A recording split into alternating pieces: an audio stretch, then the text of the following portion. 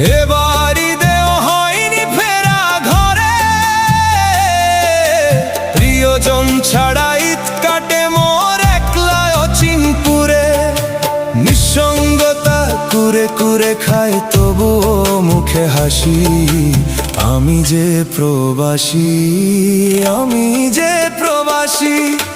সবাই ভাবে প্রবাস মানেই রঙের দুনিয়া, কেউ তো দেখে না এই বুকে কি যে যন্ত্রণা।